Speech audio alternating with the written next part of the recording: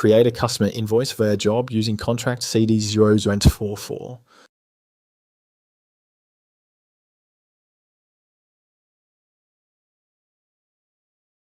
Create a new job and select contract CD0144.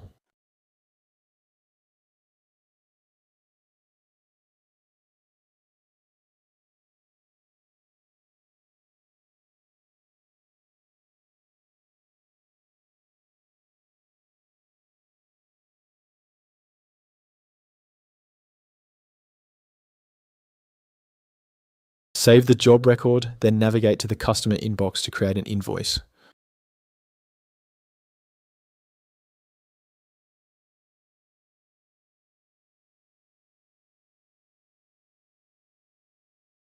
Verify that the contract is referenced and the contract pricing is applied to the products.